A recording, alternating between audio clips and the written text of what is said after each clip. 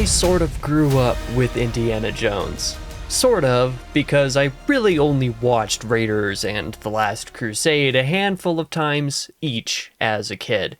I played the Lego Indiana Jones games as a kid a little bit as well, and there were some old dinky Flash games as well that I once played.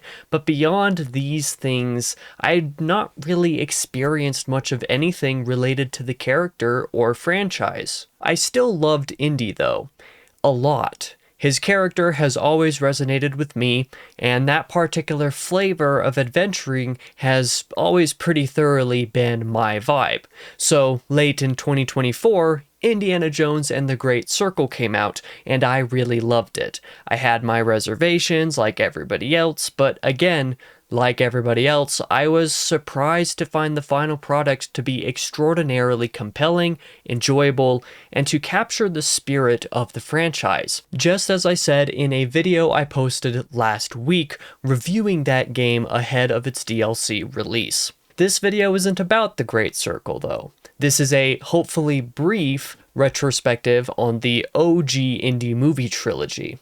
Now, while I had seen Raiders of the Lost Ark and The Last Crusade a number of times each growing up until recently, e.g. the last couple of weeks, I had not seen them in quite the number of years.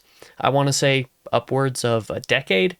Maybe not that long, but it doesn't sound so wrong either. At least 7 to 8 years. So as far as those movies are concerned, they were rewatches, but rewatches with a new set of eyes and personality. Temple of Doom was a first watch, on the other hand. I was never allowed to watch that one growing up, because neither of my parents found it particularly tasteful.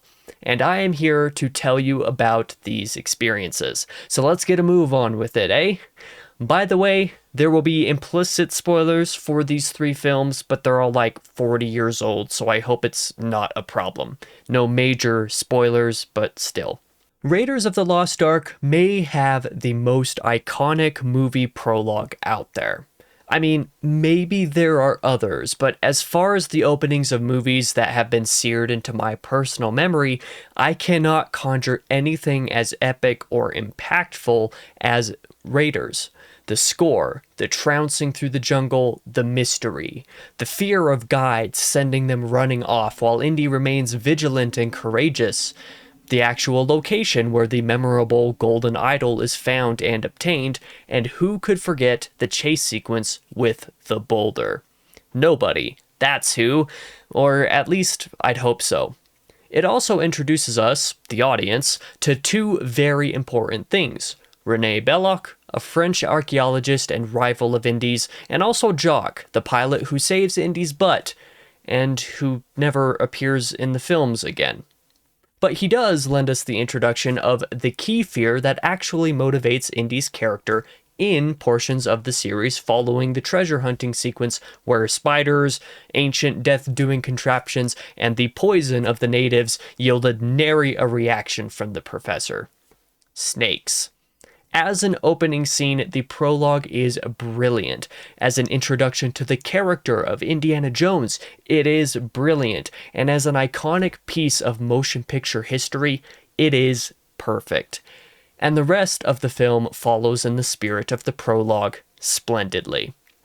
What else is there to say that hasn't already been said about Raiders? Following this prologue, we get to see the remaining structural formula that most of the other Indy films also follow, and satisfyingly so. Indy back at college teaching a class, interrupted regarding some adventuring needing to be done, and then location hopping in pursuit of whatever that journey leads him to.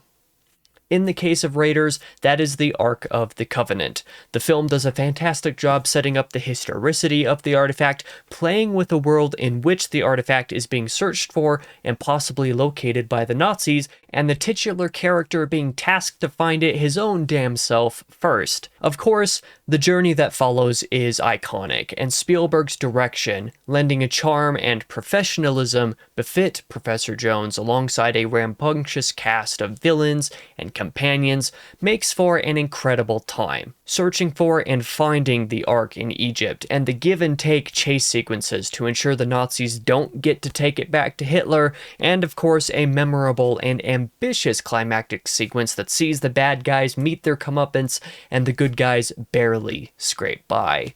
Raiders has it all, and there's absolutely no denying how or why this film is a classic, both for Spielberg and in general.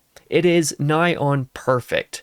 My only real complaint is that Marion gets a bit too yelly too often, and the somewhat dated audio quality made that a little annoying on the rewatch, but everything else about this film, including its special effects, strangely enough, is just so damn good.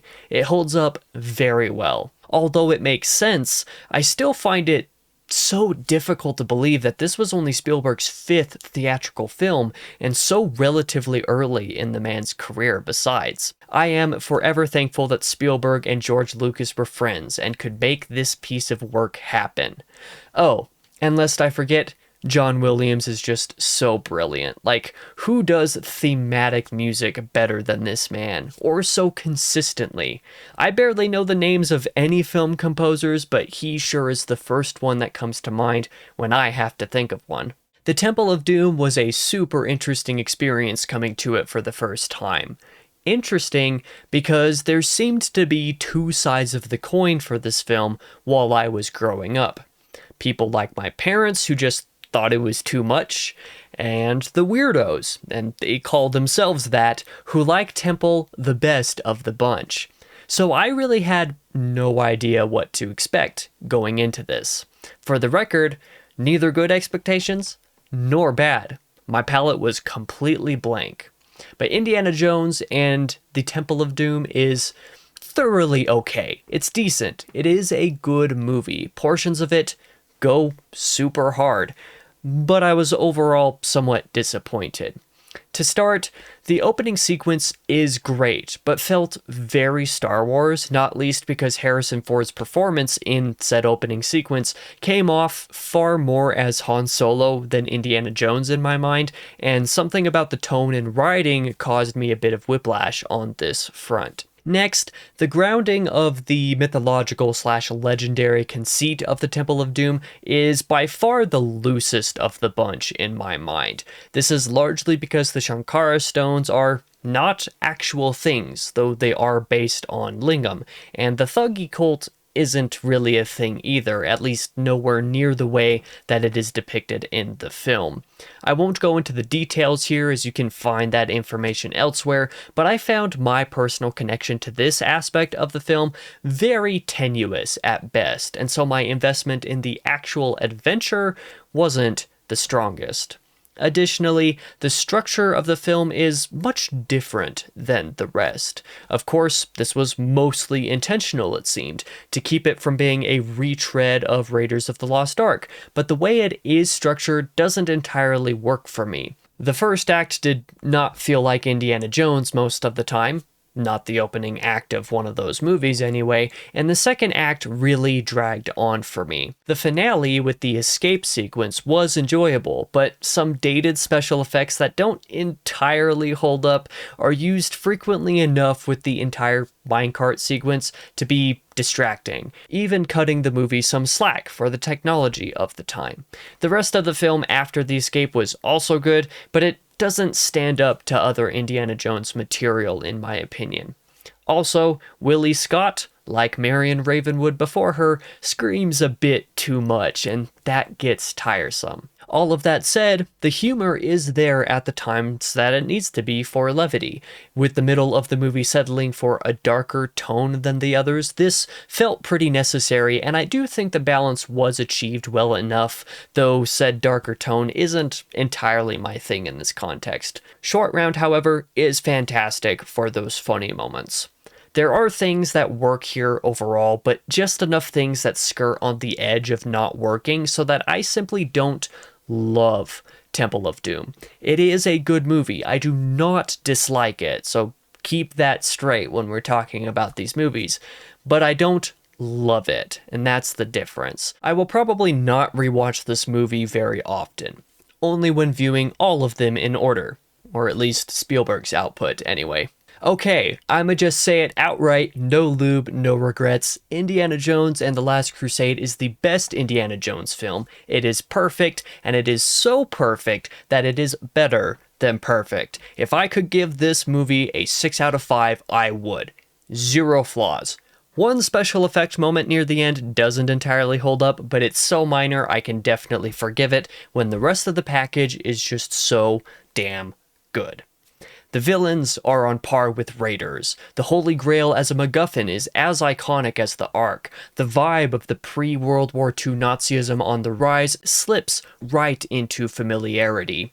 The primary female character, Elsa, is also more compelling and less annoying than Marion and Willie. And goddamn, Sean Connery as Indy's father, brilliant casting. No joke, Harrison Ford and Sean Connery together on screen is arguably the most brilliant pairing I've ever witnessed. They are so funny. The Last Crusade is just outrageously entertaining, not least because of the humor. And it's also emotionally poignant too, not just funny. The MacGuffin is a little bit more inert and appears much later in this film than the previous couple, so the movie has to find another way to drag the viewers along, and the relationship between Indiana Jones and his father, as depicted by Ford and Connery respectively, gives this movie that extra oomph that the others don't have. Also, the opening of The Last Crusade is nearly as memorable and stuck in my mind as is the opening of Raiders, and in a notably different way. Much of the structure of the film is familiar, harkening back to Raiders often, but it does so in all of the best of ways. I really just love this movie so much. Like, what else is there to say? I don't really think there is that much.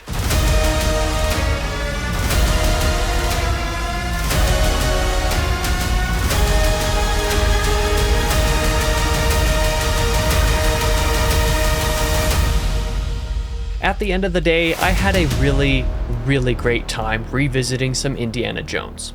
For a quick ranking, I think it's obvious that The Last Crusade is at the top. I said it outright in that portion of the review. But then Raiders of the Lost Ark comes second, and finally the Temple of Doom for me. I may not have gone as deep as I could have with each film, but I honestly don't really feel like I needed to either. This video is what I wanted it to be. And to wrap things up, yes, the OG Indiana Jones trilogy absolutely holds up. The second movie doesn't click quite as much for me personally as the other two do, but the totality of the journey was very worth revisiting, or for the first time in that one case. And following my playthrough of The Great Circle early in the year, it was a long time coming. I'm very glad that I took the time to actually get to these, and I kind of want to rewatch them again now just because I'm still in a very, very Indiana Jones mood. I also can't wait to talk about the Legacy sequels, Crystal Skull and Dial of Destiny, next week. If you're an indie fan, I would love to hear your take on these three films. How do you feel about this trilogy, and how would you rank the three of them together? I would sure love to know. Thank you so much for watching regardless. For now, I've been your host, King Crusoe. You can call me KC, and I hope to see you guys in the next video, which ought to also be Indiana Jones related.